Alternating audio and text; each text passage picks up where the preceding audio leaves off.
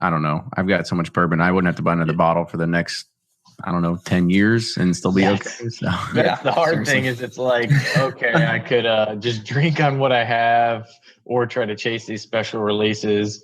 I don't know. It's like a drug. It's like, well, I can just get one more. I know. My wife seriously doesn't get it. I was going to say my wife just nodded her head in agreement. Like, yeah.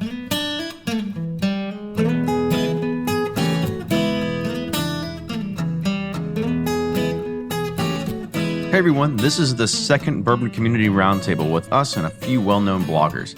This all takes place on YouTube Live, so you can actually ask questions and see it live as we record.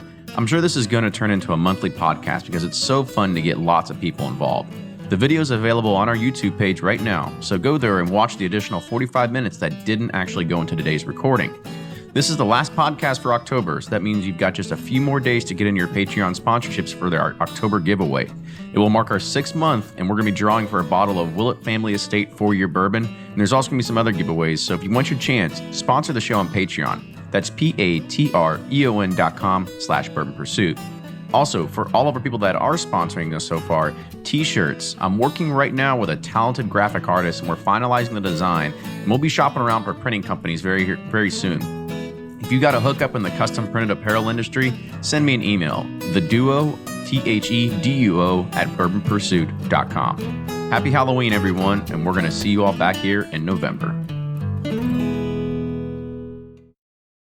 Play Whiskey Wednesday, Round 11, the memory game. Until June 26, each week you can win one of our 12 incredible grand prizes. Select 2 doors at checkout, and if they match on drawing night, you'll win that bottle. Not a match? No worries. You still score a Weller 12-year. Every $5 ticket gives you 5 chances to win, including 4 weekly bonus prizes. Get your tickets now at give270.org. Charitable Gaming License ORG 0002703.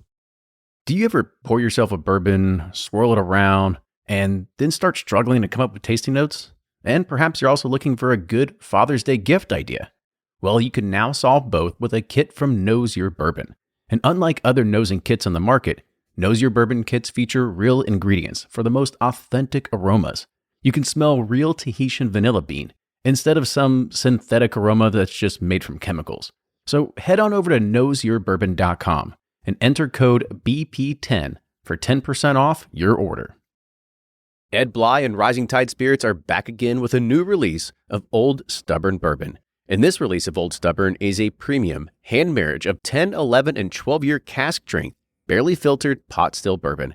It comes in at a staggering 123.8 proof, and the flavoring grain for this one, which the last one was wheated, but this time it's now rye. Rich, sweet, and bold with a long finish that's sure to be another eye-opener. You can order online at Sealbox or thebourbonconcierge.com, and you can even purchase in person at Revival Vintage Spirits, and even now with very few select stores in Kentucky. You can get it now while you can, but be sure to do it because it's not going to last long.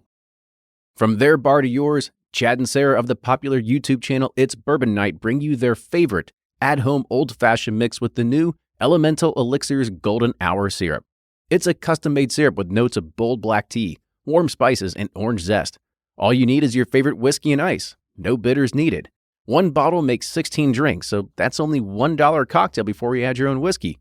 They can also be enjoyed in other cocktails or spirits, mocktails, coffee, tea, and anything you can think of. It's crafted locally in Lexington, Kentucky, and you can get your bottle now at whiskeyambitions.com. Always find what you love at Total Wine & More. With so many great bottles to choose from at the lowest price, it's easy to find your favorite Cabernet or a new single-barrel bourbon to try with some help from one of their friendly guides. And with every bottle comes the confidence of knowing you just found something amazing. With the lowest prices for over 30 years, find what you love and love what you find only at Total Wine & More. Curbside pickup and delivery available in most areas. Visit TotalWine.com to learn more. Spirits not sold in Virginia and North Carolina. Drink responsibly and be 21.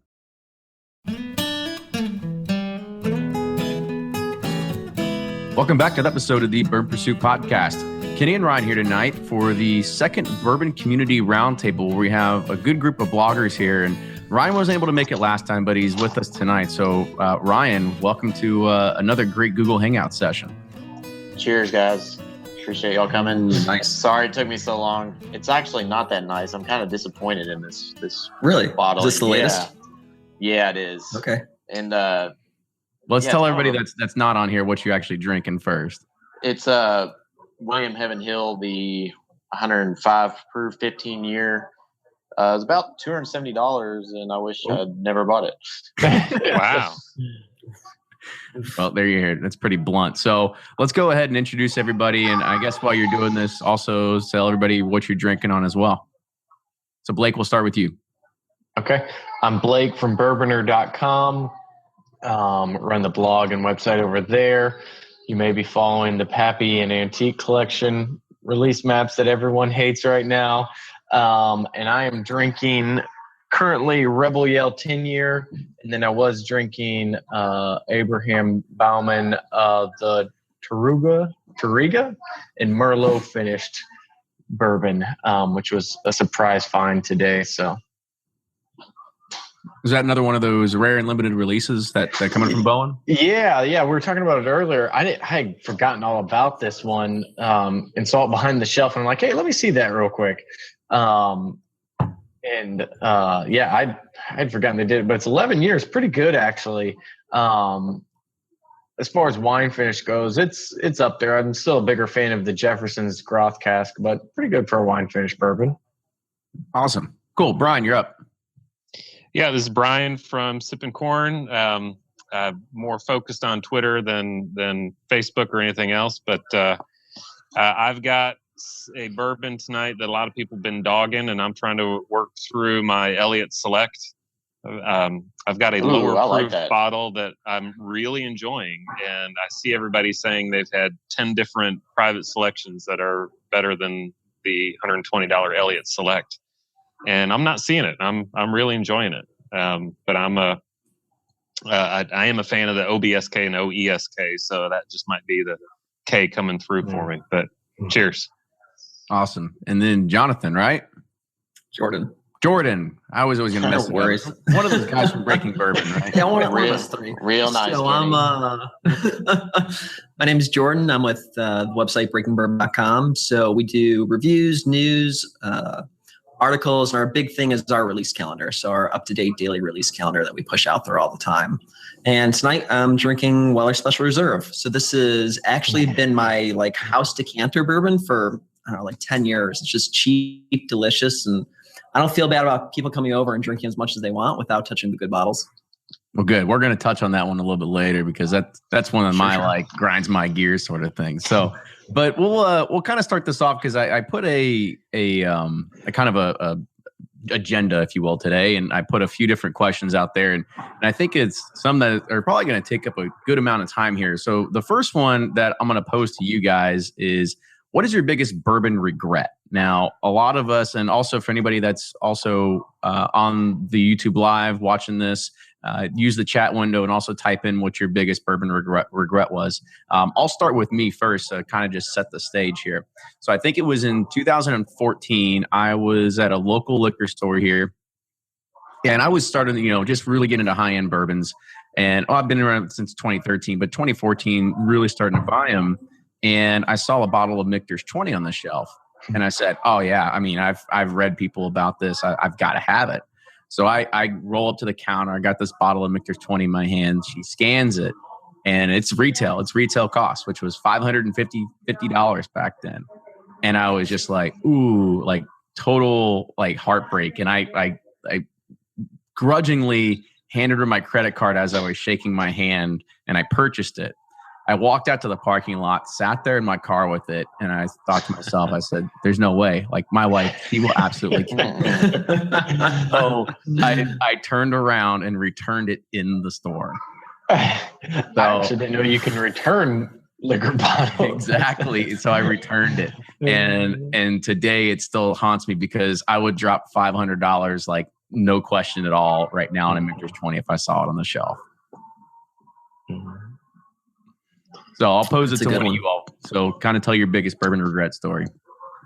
Yeah, sure. So I'll go ahead. It's kind of similar. So I had just, this was right around the time that Jefferson's Voyage 1 had just come out. was living in Chicago. I had just moved out of the city and I wasn't there that day. And I was calling one of my friends. I got a phone call from him. He was in Binny's. He said, "Hey, I know you've been looking for a Jefferson's Voyage 1 and I have one in my hand. Do you want to buy it?" And it was about $100 more than what MSRP was, or maybe I thought MSRP was about $100 less. And I was like, that's okay. I don't really want it that bad. And looking back, like, I would kill for the opportunity to have a bottle just to try it and drink it, right? I mean, they did 3 barrels just to see how unique it was. Voyage 2 is one of our favorite. Voyage 1, just to see like that small boat, small batch. So like every year I think about that missed experience right around when it came out. And I was just like, if I could only go back. Yeah. If only. Yeah. Brian, your turn. Yeah, so mine, I've got plenty of bottle regrets, both the ones I've purchased and ones I missed out on. So I thought I'd go different as I was thinking about this.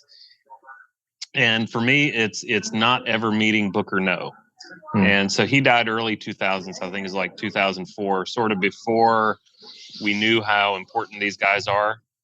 And he's the one old school guy who I've never met. So my advice for anyone out there is, if you haven't met Jimmy Russell, you got to meet him. If you haven't met Jim Rutledge, you got to meet him. Even go out and find the Ed Foots of the world, the last Stitzel Weller master distiller. He's a real humble guy who's sort of shocked that he's turned into a rock star now. And I hear stories now about Booker No, and I wished I would have met him and been able to hear some of the stories that he had to tell. So that's my regret. Blake, your turn. Yeah, I was thinking about bottles, and there's definitely been plenty of bottles. I remember me and a friend were, appalled that a store was marking up Eagle Rare 17 to $100. We weren't going to break our moral compass and buy those. But then the biggest thing that I probably regret is not doing the Bourboner barrel purchases earlier. We got in a couple years ago and have been able to get some pretty good picks. But I feel like, if we would have gotten in like 2010, 2011, you really could have gotten some good and some more available bourbons. Then, now it's like, okay, we'll give you these 3 brands, or, these few Four Roses recipes. Whereas a few years ago, that wasn't the case. It seems to just be getting tighter and tighter as we go on. So if I could do it all over again, I would definitely have started doing barrel purchases a lot earlier. Ryan, what about you? Probably my biggest regret is bottles that I drank and I did not know what I had. Because growing up around this stuff in Bardstown, it's like, my dad used to have Elijah Craig 18, 19, 20, Noah Mills 15s, and we would take them and just mix them with Coke at college parties, and like we had no idea what we had, and that's probably my biggest regret. Like, what the hell was I thinking? But I wasn't. So, but no, that's probably it. Yeah, I posed this question because it was actually asked on one of the community forums, and it was amazing to read a lot of the people that most of them were bottle regrets. I think that was most of them, because a lot of them were people that said, I had Pappy 20 or Pappy decanters. I had 3 of them sitting in front of me for retail, and I didn't want to pay what was it at the time, like $300 or $350 or whatever it was. And they said, there's no way, like, never going to touch it. So a lot of people said about that. There was one that's from another person that was pretty well known, and he said that he had access to pretty much every epic Willet that was ever released in Washington, D.C., and he had free access to it just whenever he wanted it. But nobody can see the future, so he only ordered those Willets when he was really low on stock and needed to just sell a few more. But it's just kind of goes back and kind of just goes to show you how funny all this is. And I know that if we could have rewind the clock, hell, even 5 years, I think we'd be in a different spot than we are today. Absolutely. For sure. I passed up so many sitting on the shelf back when it was there every day.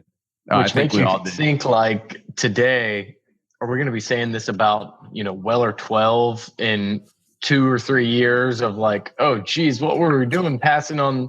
I guess nobody's really passing. Nobody's on. passing I didn't pass on Yeah. Yeah, but still, People are you'd be camping here. surprised in Florida. Yeah. But there was a time when, I could just go grab it off the shelf, and now the label's going to change and people are going to be, ISO, old label Weller, and I'm sure it's coming. The new old squat bottle, whatever it's called. Right? Yeah. That redesign. The teardrop. So Whiskey Zealot posted and he said his biggest regret is a tie between passing on the Booker's 25th at retail and also not stockpiling Willet 4-year-old single barrel rye when it was readily available at $35. Yeah. And this is actually kind of funny because it brings it up today that Willet actually had a release in their gift shop, and it was a 25-year-old rye, and it's a gold wax rye. And you kind of think to yourself, well, they haven't been doing gold wax in, since early 2014. That's when they stopped doing wax. So the MSRP or the retail on this 25-year rye for the longest time in the gift shop was $300. I mean, it sat there. It sat there for 2 years. Nobody touched it. And today they put it in the gift shop. We're all pretty sure it's the same exact bottle just because it's a gold wax and they've just been sitting on it. And after tax today, out of the gift shop, it was $800, and they sold out. And they sold out in, I don't know, That's 2 an hours. expensive piss. Yeah. Wow. So it kind of just goes to show you that it's. I think Carrie might have said it one time, calling it FOMO, right? The fear of missing out, and so everybody's just buying up what they can get. Yeah, I saw somebody was mad about that, and I'm like, it's sold out in 2 hours. If it was significantly overpriced, it would have, it would have at least sat there for a week. But 2 hours, you can't be angry at them for that. Oh no! I mean, I think. I mean, come on. Let's take a step back and even think about what was named the whiskey of the year, right? Mm-hmm. So, whiskey of the year this year was Booker's Rye. That's what was named, and that kind of came out at what everybody thought was a good secondary price, right? What was it? $300, $250 MSRP, right? That's pretty expensive, and so. But it didn't really stop anybody from buying it. Everybody bought it. Us, right? But I think it's at least I think with it being chosen as whiskey of the year, it justifies the price tag. Now you all have probably tried it. So did you really think it would be considered whiskey of the year? I did actually. I thought it was really good. To say something's the very best whiskey released this year, I think that goes off personal preference, but it had a lot of things going for it. One, it was one of the last things Booker No laid down. Two, it's a single mash bill of rye, so it's unlike anything else Beam has ever produced. It's 13-year barrel proof. The list of catchwords goes on and on for whiskey enthusiasts, and it was really good. The taste was really good. If people say, oh, it's bad, it's terrible, they're lying. Like, you can't taste it blind and say it's bad. Like, you can either say, it's pretty good, or, yeah, this is really good. So I didn't think it was a bad choice, but I'm also a big Booker's Rye fan, so maybe I'm biased as well. You're the only person this table has actually been invited to an official roundtable. Yeah. It's nothing to do with it, Oh, cool. I don't know. We haven't. Go ahead. Oh, go ahead. I was going to say, we have, the three of us at Breaking Bourbon each got a bottle, and we haven't cracked yet. We're looking forward to it. We're going to crack when we get together in 2 weeks. So if it's anything like, I realize it's a rye, but if it's anything like their last special release, the 25th, I think we're looking forward to something magic coming out of that bottle. Cool. So the 25th kills it. Absolutely kills it. But it's definitely in the top 2 at least, and I say that because I haven't tried everything this year for the special releases, but it's pretty damn good. Awesome. Well, great. So the other person that said that they don't have any regrets, no regrets in buying bourbon, maybe they should have just bought more. So There's really no problem with doing that, I think. Yeah, that's probably should have. If knowing what we know now, maybe like mortgage the house and just gone out and bought a ton of bourbon. It's a better return than the stock market right now. Yeah, It's Oh, yeah. crazy. guarantee Yes, that 2009 would have been the perfect year to just really double down on everything. All right, so we'll move on to the next chapter here, and I pose this question, and I'll pose it to the people that are on the chat first. What are your thoughts on getting bottle signed? And I brought this question up because, at least here in Kentucky, we have opportunities all the time. You've got the Russells, you've got the Samuels, you've got the list goes on and on and on of all these people who set up these private tastings and private signings of their bottles at pretty much every liquor. I mean, you could probably go around every week. There's at least one liquor store that's doing a signing with a master distiller somewhere. And so it's pretty easy to go and get these bottles signed. And I kind of look at it and I'm thinking like, okay, well, it's cool to get the bottle signed just because it's by the master distiller. But what after effect is that going to have on you actually cracking that bottle open? So I'll pose it to you guys and what you think. Actually, I mean, personally, go ahead, Blake. I was going to say, I have a lot of thoughts on this because I've had this same conversation with myself multiple times. I actually hate getting a bottle signed because it basically guarantees that I'm never going to open it or have a hard time opening it. I should have grabbed it, but I have a Jim Beam single barrel that Fred Noe signed for me that I haven't opened. You know, it's not like it's some great bottle, but it has a signature on it. So I'm like, I can't open it. Like, I just have to let it sit there. So I think the last real autograph I got was from Darryl Strawberry at a Dodgers spring training game. And after that, I was just kind of like, I don't know. It adds another level or another reason for me not to open a bottle, which is what I don't need. Like, I want to be able to open the bottle and not feel regret and not have that, well, it is signed. You know, it's kind of one of a kind now. So I'm not a big fan of it, but. I mean, I say it's one of those things, each their own. I have one bottle signed. It's a Trace bottle by Elmer, and I probably won't open that just because he's gone now, and you know it's cool to have around. But to me, I view it as one of those things like people who have vinyl or CDs that they get autographed. Like if that brings them more enjoyment as they listen to that like music and you know that album or that record, and they're excited about it, that's cool. If they're just getting to sign to sit around, like Blake just said, then that's not cool. Like one or two, sure, but like when your whole collection, like you got 10, 20 bottles signed, like. All right, maybe that does it for you, but maybe not. Like enjoy the bourbon that you're buying. But if you want to get it signed and crack and, you know, have a conversation with friends, sure, why not? What I like about it is it means that guy is probably not a flipper. He's a collector. And I'd prefer, my preferences are first a drinker, but then a collector and last a flipper. So at least the guy who's getting everything signed is not trying to flip them. And I agree with you, Jordan. If it's your thing, go ahead. I've got maybe 2 signed from Jim Rutledge and 1 from Drew, and I don't think it's going to stop me from opening them when I get to it. There you go. But it's it seems like too much of a fanboy thing for me, but to each his own. Yep. Now, I want to say with Jordan. Jordan actually has, you know, the bottle of Elmer signed, right? So that's that's different. Yeah, that's like having a Babe Ruth card. It's not a bottle of Elmer. It's actually a bottle of Buffalo Trace signed by Elmer that he actually picked out too. So it's like a weird. I got this years ago. So, but that's like my one bottle that I'm like, all right, that's there off to the side. That's not getting touched. Yeah, keep that one. Yeah, that's gonna be a tough one. I think that'd be a tough one to open, just because it'd be like having something that's signed by Babe Ruth, right? A baseball or whatever it is. It's just not gonna happen. No, Jim Rutledge, no, a few other people, right?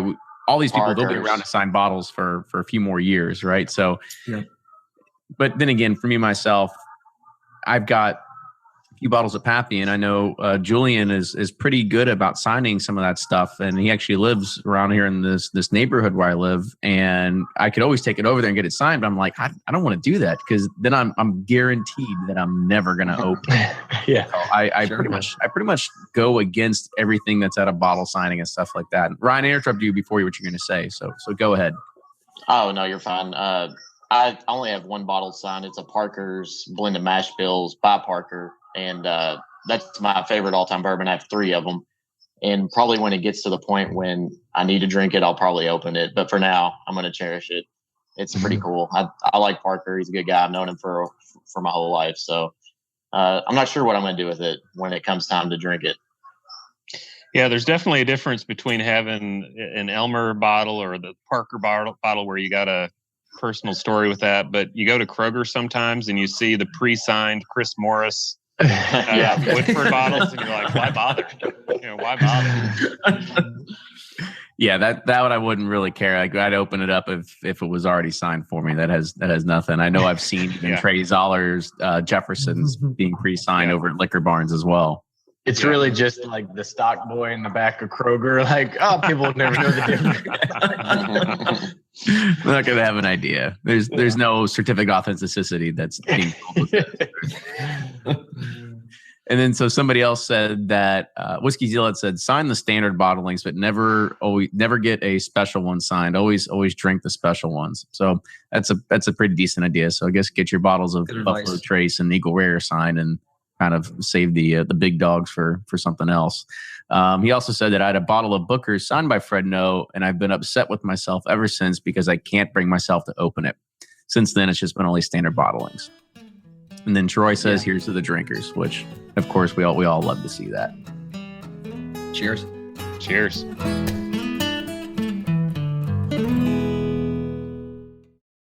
Shopify's already taken the cash register online, helping millions sell billions around the world.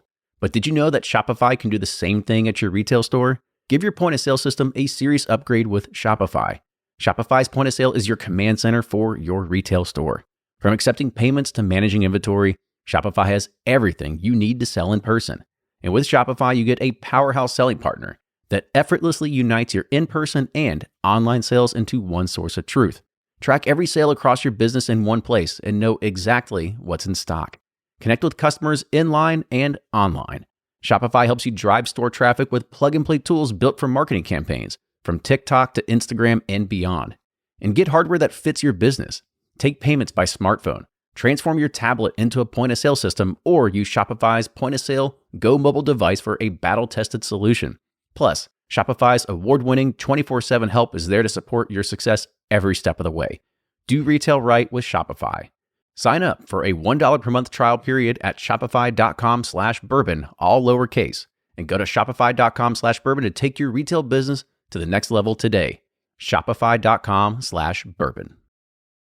If you're anything like me, then you can't get enough about bourbon. And that's why I'm a subscriber to Bourbon Plus magazine. Bourbon Plus is a quarterly publication that tells the stories from the heart of bourbon, the farmers who grow the grain, the distillers who labor over the process, and the people like you and me who raise their glasses to celebrate it all. Subscribe to Bourbon Plus magazine today at bourbonplus.com, that's PLUS.com, and use code PURSUIT at checkout for $5 off your subscription.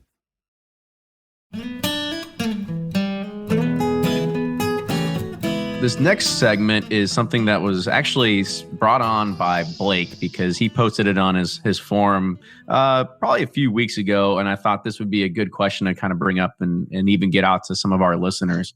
And it's, what distillery or brand does the best job at marketing their products? And so make sure everybody that's listening in to type it in their chat as well. But before we get to Blake, because you probably digested all the information from your whole entire thread, I'll push it over to the other guys that listening or that are on this panel. So go ahead and kind of tell us what you think, which distillery brand does the best job at marketing. Yeah, for me, it's Maker's Mark, right? I think their advertising firm that they use is just spot on and coming up with like really innovative ads, often too. And they're just really characteristic of representing the brand and doing a really good job. And maybe Brian remembers this one, but this was way back. So I was living in Louisville. This was right after the TSA banned liquids going on to flights. And right after that ban, it must have been within like 2 or 3 weeks, driving into downtown Louisville, there was a big billboard, and it was just a Ziploc bag and had 3 Maker's Mark, the little mini bottles, the minis. And it said, the minis, and it said TSA compliant. And I saw that and I was like, that might've been like 2006. I was like, that is awesome marketing, like spot on, super quick. And ever since then, I've been like a really big fan of seeing all the innovative ads that have come out from that distiller and that ad agency that they use. And it's just, in my book, it's like spot on.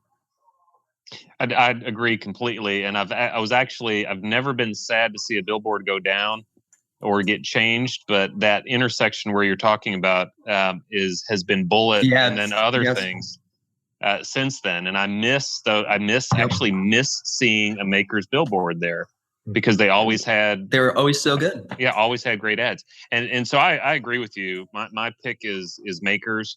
The only thing maybe I can add to what you said is that their ambassador program is the standard bearer, and that's part of their marketing. I think some other brands have tried to emulate that and haven't come anywhere close. From my legal standpoint, they've got the most iconic trade dress in the industry. That's part of their marketing. Kind of give everybody a little bit of a tidbit about the legal standpoint, because I know that's your bailiwick. Yeah, so a lot of what I'm interested in are the trademark infringement cases among bourbon brands, and Maker's Mark has been involved in their own fights and keeping some of Diageo's tequila from using dripping red wax and enforcing their trademarks and defending themselves pretty well on using handcrafted on their labels and those sorts of things. But their bottle design is unique. It's got the broad shoulders, and that's part of its protectable trade dress. And then, of course, the dripping red wax, and they incorporate that into everything. And when you've got a brand that can be consistent from the word go, I think that's something the marketers can work with, and it shows that Makers is tops on marketing. I don't think anyone even is a close second. Well, Ryan, what do you think before we get to Blake? Because I think Blake's gonna have a pretty good in-depth answer. It's a lot of pressure now. Yeah. I mean, Makers is definitely the best. I mean, you just go anywhere in the country and you can find it anywhere, and the billboards around town are just awesome. I mean, it's what's that one on the interstate says low and slow, like traffic on the spaghetti junction, like yep. that always sticks in my mind. But a close second, I think that they're growing just so fast and spreading their brand really fast is Heaven Hill. Seems like Evan Williams, Elijah Craig, Larceny are just kind of exploding, not only here but overseas. And I think they're a brand that's just going to continue to grow. And I think, I don't know, it just seems like they have just grown so much in the past 10 years that I've seen. Cool. And I'll give you mine before we reach to you, Blake. But, Brian, you mentioned it earlier about Diageo, and I think everybody kind of either love them or you hate them. But I think what Diageo has done with Orphan Barrels is marketing, and is just genius, right? It's just absolutely that is true. And what they've done with that, by just saying that out of nowhere, what it started 2 years ago, they've got these 20-year-old bourbons that have been quote unquote lost, right? These orphans, and it's bullshit. We all know it's line sinker. Yeah, there's no lost barrels that have been sitting around at some rick house that was never inventoried. We all know that it was somewhere, but they were able to buy these, source these, or buy whoever actually owned the distillery or whatever it was from, and be able to put a market on them. Not only that, is they come up with some pretty catchy names for them, but the names are one thing. It's the artwork, I think, that sells a lot of people, as well as the bottle design. I mean, it's just a very elegant piece in regards to the bottle design, as well as just the artwork that goes into it as well. So I think when you have something that has such a prominent dress to it, right? You kind of you're like, ooh, like every single time there's a new Orphan Barrel release, I have to sit there and think to myself, like, ooh, do I want to get this? Like, but I was like, just remember Forged Oak. Just remember Forged Oak before you buy this, right? So yeah, I always have to sit there and try to catch myself if I am going to buy another Orphan Barrel product or not.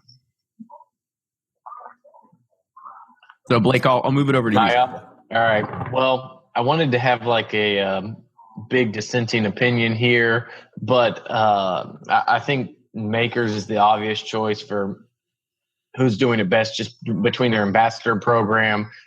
You think about every one of us once we got started into bourbon, or maybe before we really got started into bourbon, what was the number one brand? It's like, oh man, Maker's Mark is like that pinnacle of what bourbon is, and you don't even realize there's this whole big world outside of that. So they've done a great job there.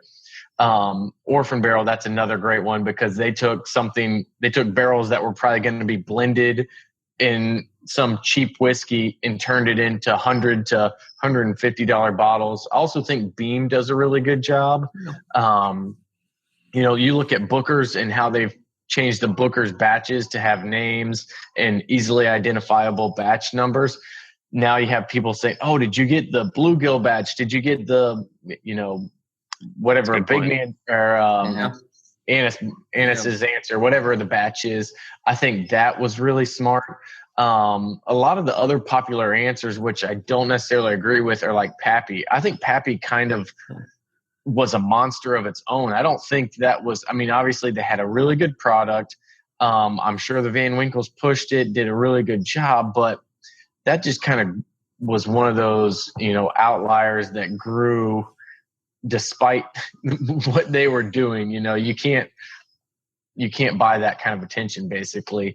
But it really seems to be the bigger guys who are doing kind of that more thoughtful, really purposeful marketing, and that's Beam, Makers, and Diageo seem to be the big ones. Heaven Hill, I think they've done a really good job. I know Ryan's going to hate me for this one. That's all right. Hey. Obviously Evan Williams is a huge brand. And I think they're starting to figure it out. And that's been the big, how they've revisited the Elijah Craig with the age statement, now the new barrel or the new bottles, new labels. I think we'll start seeing a bigger push with that. But it just is really the big guys who maybe it's because they can hire really good PR firms because bourbon makers are good at making bourbon. They're not the best at PR, marketing, everything else. That, they have kind of that opportunity to build these cool programs, batch numbers, all that stuff. So those would be my pick, Makers and really Booker's, but Beam as a brand has done a good job as well. You don't get to be world whiskey without having some good marketing behind your product as well. One thing I think also too, I forgot, with Buffalo Trace, it seems like they're using scarcity to their advantage or using that as a marketing tool. They're kind of limiting their allocations and making it seem like their product's, more limited or more sought after than maybe it really is. I don't know. It kind of and I think they've kind of scared themselves away from that now as like, oh, geez, that worked really good. Now we have people banging down our doors asking why they can't get Blanton's or, just regular Buffalo Trace on their shelves. And it's like, oh, shoot, like, what do we do?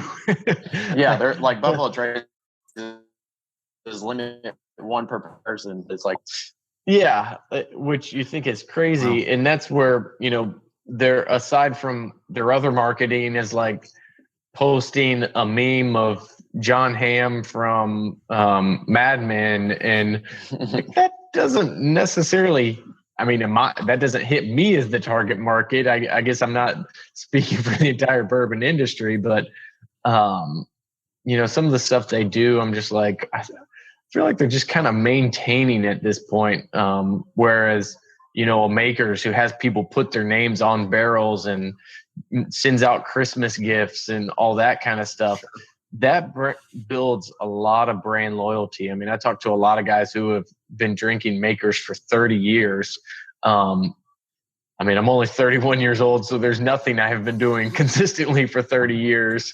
To think that I would only drink one bourbon brand seems kind of crazy, but there's guys out there who have been loyal to that brand for that long. So yeah, and to kind of just tack onto that, when you were talking about the Van Winkles and what have they done in regards of marketing, Whiskey Zealot said that they've taken advantage of free marketing really well.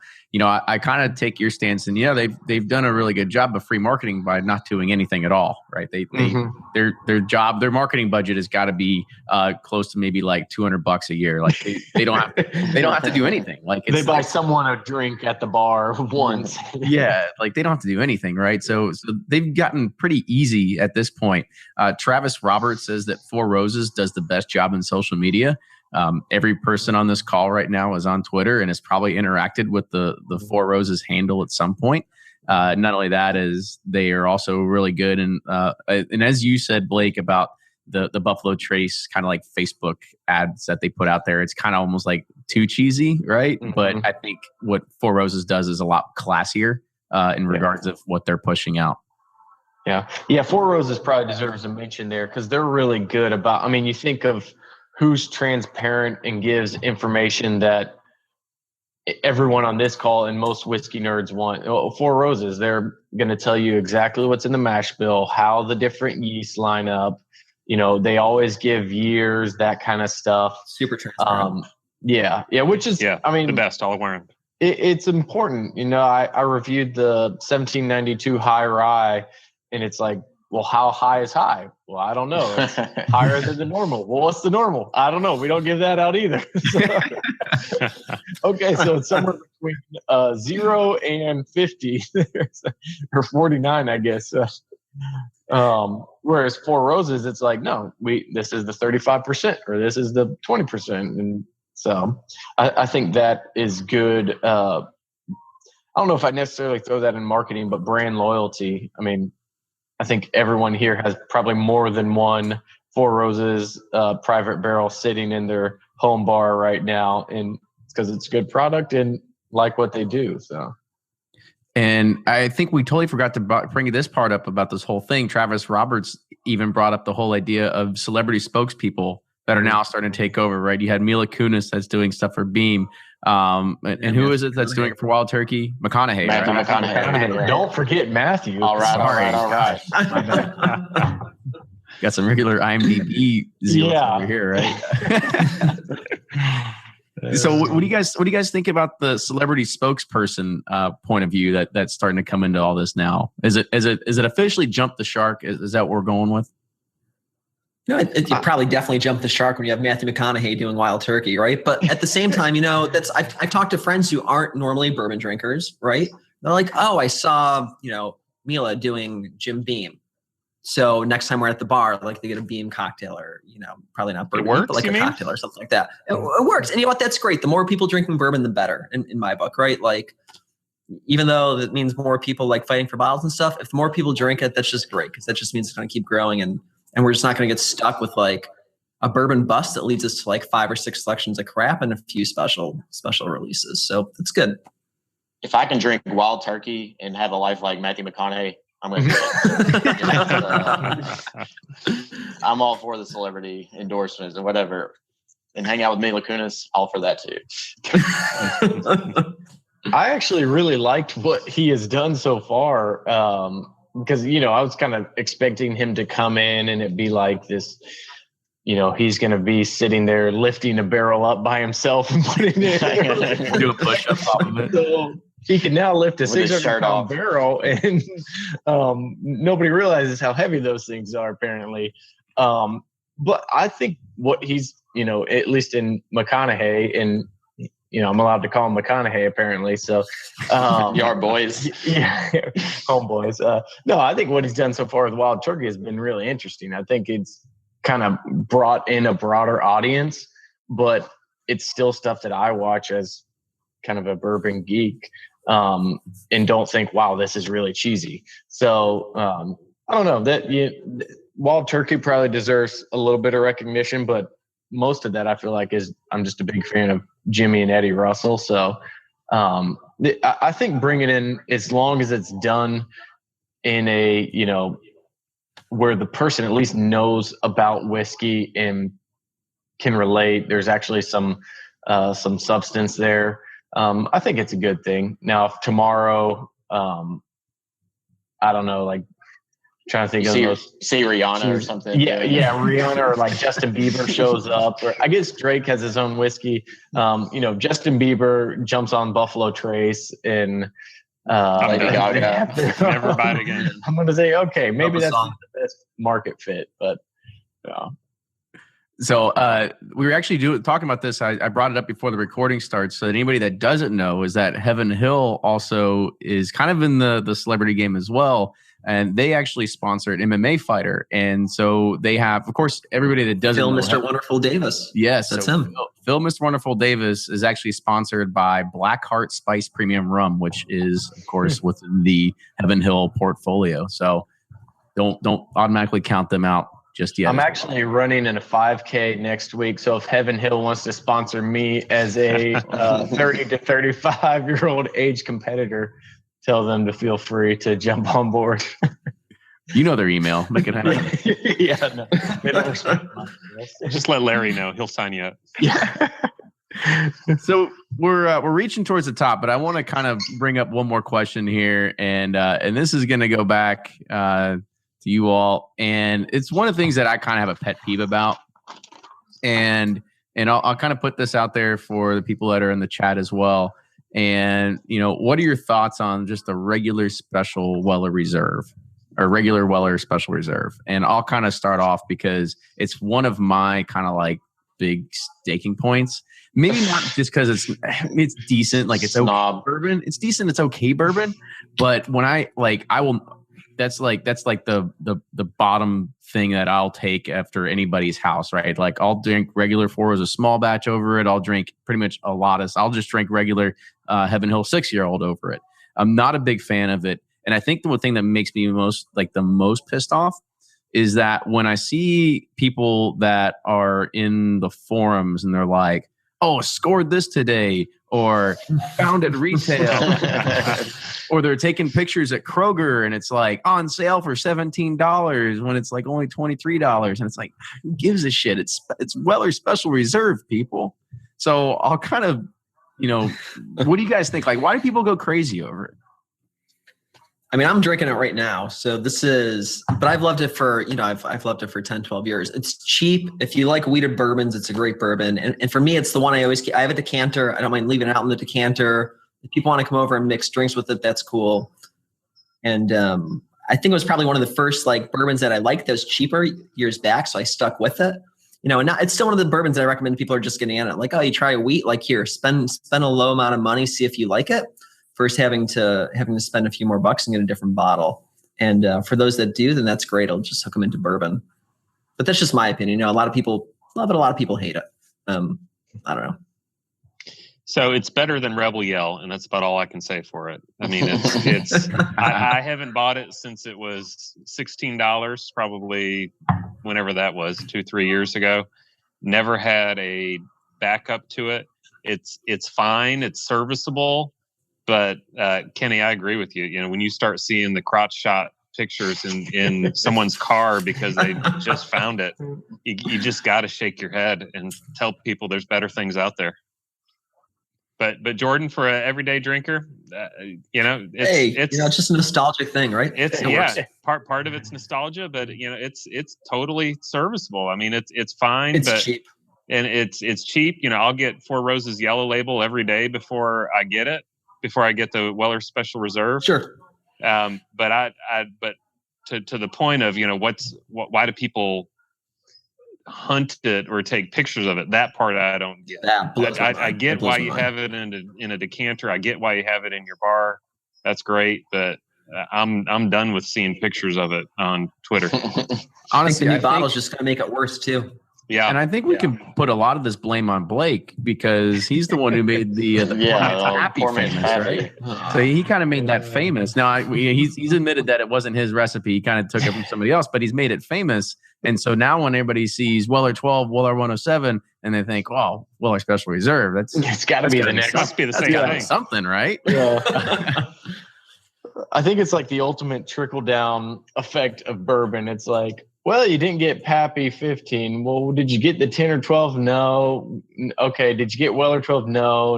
Didn't get Antique either. Well, Weller Special Reserve is sitting there on the shelf. It says Weller. Yeah, it says Weller on it.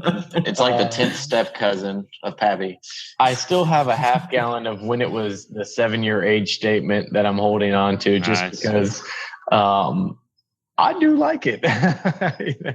I'm not like taking pictures of it with which I'm just going to fill everyone's Twitter feed tomorrow, because I know there's plenty of stores around town who have it sitting on the shelf. Like, look what I just scored. But no, I mean, I think it's good for the price. It's not like some huge prize, because it is pretty abundant. But, you know, if you're new into bourbon and you've heard so much about Weller and weeded bourbons, and you may just confuse the two. So, yeah. And even here in Louisville, I think I agree with Blake that people just associate it with Pappy. So they see the Weller name and they freak out and they just get all excited, especially if you're new to it. And I'd much rather have Heaven Hill 6-year or Larceny, but it's still pretty good for a house bourbon. It's not bad.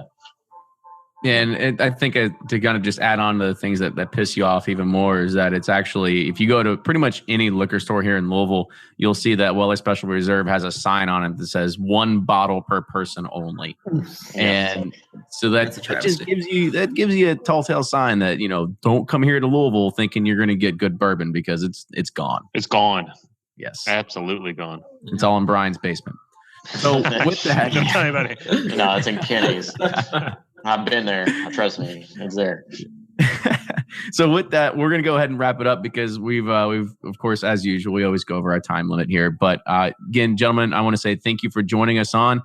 Quickly go through and just give a quick closing of how they can find you on social media and your blogs and all that sort of stuff. Blake, you go first. Okay. Blake from Bourboner. You can find me at Twitter. It's Bourboner.com, and on Instagram it's just Bourboner. So BOURBONR. We went over that last time of no E in Bourboner. Bourboner. Or at Bourboner.com. Sign up for the email list, and you'll get a weekly to, you know, sometimes 2 times a week, just depending on how much I have to talk about that week. But stay on top of all things bourbon and whiskey related. Sure. So this is Jordan from BreakingBourbon.com. So you can go to our website, www.breakingbourbon.com, sign up for a newsletter. We just shot our latest one out today. And you can find us on Instagram, Facebook, and Twitter at Breaking Bourbon. And this is Brian with Sippin' Corn. Don't look for any newsletters. Don't look for any websites. Just look for me on Twitter. It's at Sippin' Corn, SIPPNCORN. And there'll be a link there to my blog that's got legal historical articles and reviews. And on Twitter, you'll see random things like today I was out in Deatsville and posted a picture of the T.W. Samuels distillery and sent out a quiz to see who could identify it. Only had 2 people get it correct, and one of them was the Kentucky Distillers Association. Yeah, I was going to say, what was the final answer on that? Yeah, T.W. Samuels. Okay, it was.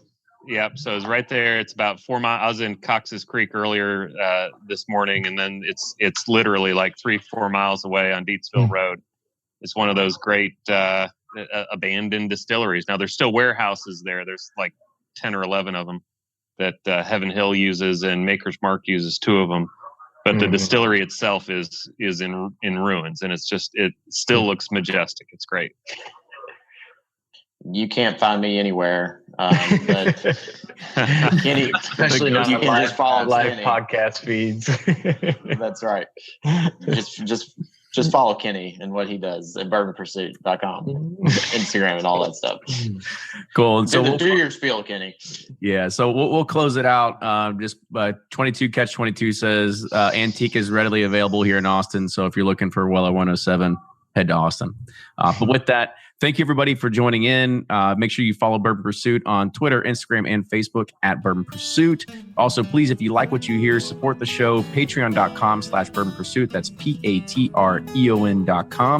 And if you have any show suggestions, people we should interview, get some other people on this, roundtable, because everybody's tired of hearing Blake. You let me know, right? I'm just kidding. We always love having Blake. But Again, thank you all for joining in, and we'll see you all next week.